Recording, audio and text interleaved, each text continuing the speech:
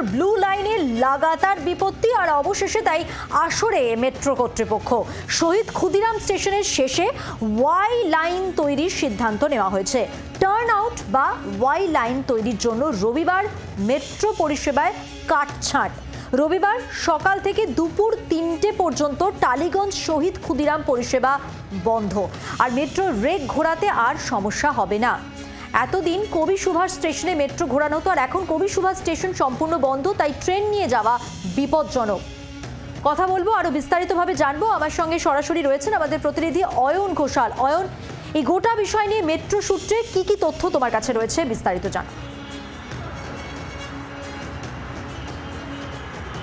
Display board দেখলে একেবারে পরিষ্কার হয়ে যাবে মধুবন্তী, যে এখানেও লেখা আছে দক্ষিণেশ্বর থেকে উত্তম কুমার, অর্থাৎ কোনোভাবেই শহীদ ক্ষুদিরাম পর্যন্ত ট্রেন প্রায় চালানো যাচ্ছে না বললেই চলে।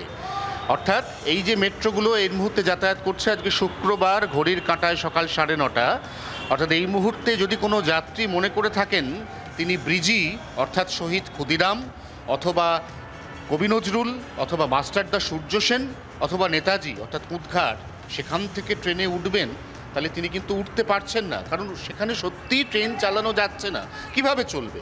আমরা যদি বৈজ্ঞানিকভাবেও জিনিসটা বিশ্লেষণ করি, তাহলে ওয়াই লাইন যদি নাই থাকে, তাহলে একটা মেট্রো যেটা আপ লাইনের প্ল্যাটফর্ম স্পর্শ করার পরে পরবর্তী সময়ে ডাউন লাইনে এসে তবেই তো যাত্রী পরিষেবা দেবে, তবেই তো যাতায়াত করবে, সেটা করা একেবারেই সম্ভব হচ্ছে না।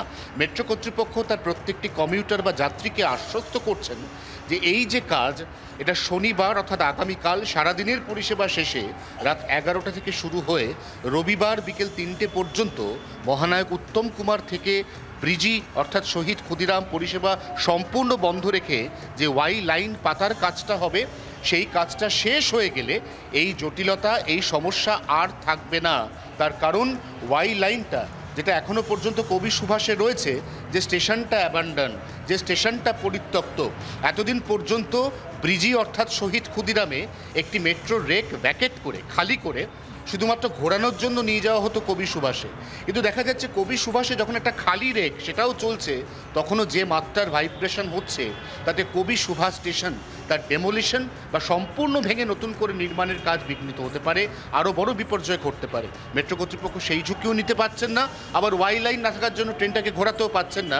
এই দুটোর মধ্যে অন্তত একটা সমস্যা আর সোমবার থেকে দেখা যাবে না, এমনটাই আশ্বাস মেট্রো কর্তৃপক্ষের। মধুবন্তী, ধন্যবাদ অয়ন। সরাসরি কথা বলছিলাম প্রতিনিধি অয়ন ঘোষালের সঙ্গে।